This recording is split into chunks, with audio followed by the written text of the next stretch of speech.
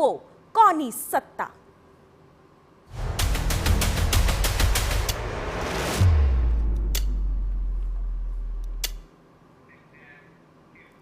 સ્થાનિક સ્વરાજ્યની ચૂંટણીનું બ્યુગલ ફૂંકાઈ ચૂક્યું છે। ક્યાંક ભાજપ તો ક્યાંક કોંગ્રેસનું શાસન। વિકાસના અનેક દાવા થયા, પરંતુ સૌથી મોટો સવાલ એ છે કે શું પ્રજા ખુશ છે ચૂંટાયેલા પ્રતિનિધિઓથી? એ જ જાણવા TV9ની ટીમ અમરેલીની રાજુલા નગરપાલિકા વિસ્તારમાં પહોંચી। આપને જણાવી દઈએ, રાજુલા નગરપાલિકામાં ગત ટર્મમાં કોંગ્રેસને સ્પષ્ટ બહુમતી મળી હતી। 28માંથી 27 બેઠક કોંગ્રેસે હાંસલ કરી હતી, પરંતુ અંદરો અંદર સત્તા માટે ખેંચતાણ થતા 5 વર્ષમાં 6 વખત નગરપાલિકાના પ્રમુખ બદલવામાં આવ્યા।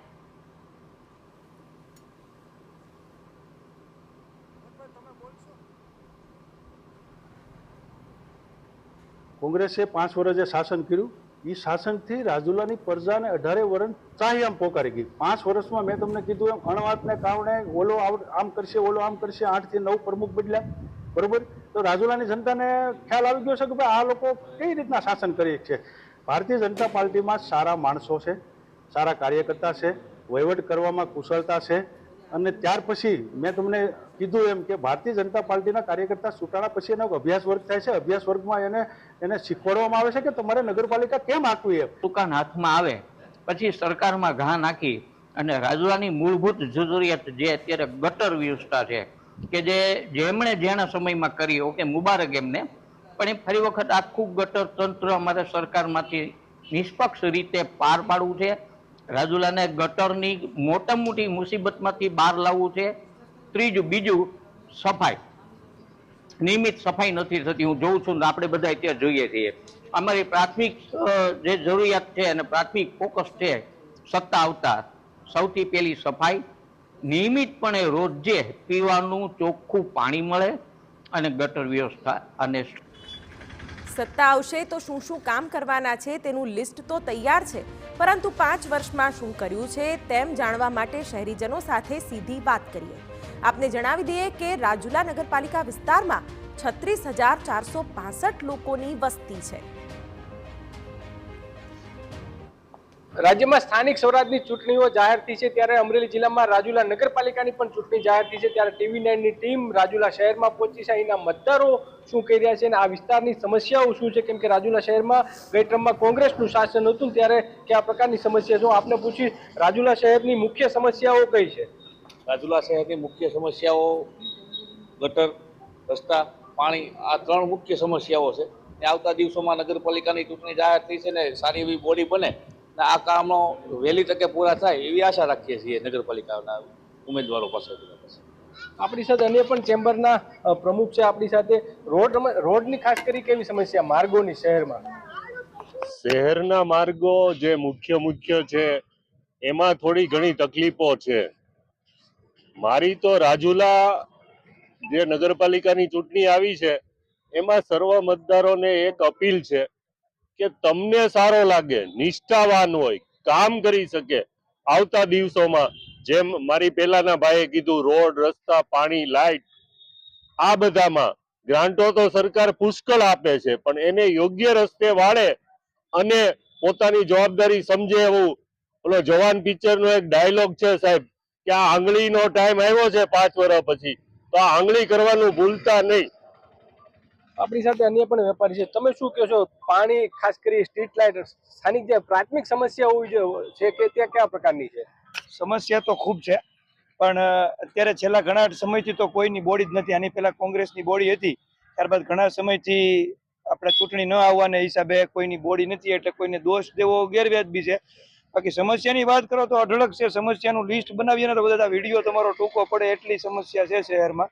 કચરો ઉપાડવાની બાબત હોય કે પછી રોડ રસ્તાની બાબત હોય કે પછી પાણીની બાબત હોય કે પાણીના ફિલ્ટરની ઘણા સમયથી સમસ્યા છે। આ બધી સમસ્યાઓ તો ઘણી છે, એટલે આપણે એવી અપેક્ષા રાખીએ કે નવી બોડી સારી આવે અને પ્રજાના પ્રશ્નો હલ થાય, એવા લોકો ચૂંટાઈને આવે અને લોકો એવા લોકોને મતદાન કરે એવી અપીલ કરી। જે રીતે સમસ્યાઓ છે તે રાજુલા શહેરમાં ખૂબ વધારે જોવા મળી છે। આપણી સાથે અનેક વેપારી છે। બકુલભાઈ, ખાસ કરી ગટરની સમસ્યા રાજુલા શહેરમાં ખૂબ મોટી છે, ગટરની સમસ્યાને લઈને શું કહેશો? ગટર સમસ્યા જે છે, આખા શહેરમાં જે ગટર પથરાયેલી છે એનો સંપ અહીંથી હિંડોળા સાઈડ બનાવવામાં આવેલ છે, અને એ સંપ પણ કાર્યરત વહેલી તકે થાય એવી અમારી માંગણી છે, કે જેથી કરી આ ગટરની સમસ્યા હલ થાય અને ગટરનું પાણી એ સંપ પર ઠલવાઈ જાય. આપણી સાથે અન્ય પણ વ્યક્તિ છે. રાજુલા શહેરમાં આવતા દિવસોમાં શું કરવું જોઈએ વિકાસના કામો? વિકાસના કામે તો ઘણી બધું સર્કલ બનાવવું પડે એમ છે, ગાર્ડન બનાવવું પડે છે, અને પ્લસ એક ખાસ બધાને કહેવાનું કે આ સફાઈ કામદારોને તમે સેલેરી પૂરી પાડો તો એ લોકો સફાઈ કામગીરી કરશે. બાકી રાજુલાની અંદર સફાઈ માટે હાવ ઝીરો કામગીરી છે. અને ગાર્ડનની ખાસ જરૂર છે કે બાળકોને, વૃદ્ધોને ક્યાં બેસવા જવું. રાજુલાની અંદર એક પણ એવી વસ્તુ નથી કે ત્યાં અડધી કલાક કોઈ બેસી શકે. બિલકુલ. તો જે રીતે રાજુલા શહેરમાં જે ગયા વખતે કોંગ્રેસનું શાસન હતું, અનેક પ્રમુખો બદલાયા, શું કેવા પ્રકારની કામગીરી રહી અને હવે શું કરવું જોઈએ? કામગીરી તો પેલા તો કોઈ પણ પાર્ટી હોય, કોંગ્રેસ હોય કે ભાજપ હોય, સારા વ્યક્તિઓને ટિકિટ આપે જે કામ કરી શકે. અને ખાસ તો બધા, કોઈ પણ, હું પણ એક ભાજપનો હોદ્દેદાર જ છું. મારું કહેવાનો ભાવાર્થ એવો છે કે કોઈ પણ કાર્ય એવા કાર્યકરને ટિકિટ આપે કે જે ગામનું સારું કામ કરી શકે. અને ગામમાં ચોખ્ખાઈ નથી હજે બરાબર, એટલે ચોખ્ખાઈ માટેના પણ એક પ્રશ્ન છે. અને ગામના વિકાસ માટે પણ કાંઈક સારા પાર્ટી ભાજપની બે એવી અમે શુભકામનાએ આપીએ છીએ. ગૌરંગભાઈ, તો ખાસ કરી રાજુલા શહેરમાં અનેક સમસ્યાઓ છે. તમે શું માનો છો? રોડ, રસ્તા, ગટર, સ્ટ્રીટ લાઇટ, આ પ્રાથમિક સુવિધાના કારણે લોકોમાં ખૂબ નારાજગી છે. શું આપણી માંગણી છે તમારી, અને શું કહેશો? અમારી માંગણી અત્યારે બાળકો માટે કઈ ગાર્ડન નથી રાજુલાની અંદર, એટલે પેલા ગાર્ડન બનાવવાની છે, પછી રોડ રસ્તા સાફ વ્યવસ્થિત થઈ જવા જોઈએ ને સારી કામગીરી કરે એવી અમારી માંગણી છે. અન્ય પણ એક નાગરિક છે. ઘનશ્યામભાઈ, શું કહેશો? રાજુલા શહેરમાં કેવા પ્રકારની સમસ્યા છે? આપ તો વારંવાર સોશિયલ મીડિયા ઉપર પણ લખતા હોય છો. રાજુલા શહેરની સમસ્યામાં તો જે કઈ વાત થાય છે કે પ્રાથમિક જરૂરિયાત હોય છે આપણી, કે લાઇટ, પાણી અને સફાઈ કામગીરીની. તો હું એ વાત સાથે થોડો ઘણો સંમત છું કે 2-3 વોર્ડમાં એવી પરિસ્થિતિ છે કે જ્યાં હંમેશને માટે 2-3 દિવસે ગટરો ઉભરાતી હોય છે. સ્ટ્રીટ લાઇટનું તો એવું છે કે જ્યારે આપણે જાણ કરીએ ત્યારે સ્ટ્રીટ લોકો નાખી જતા હોય છે.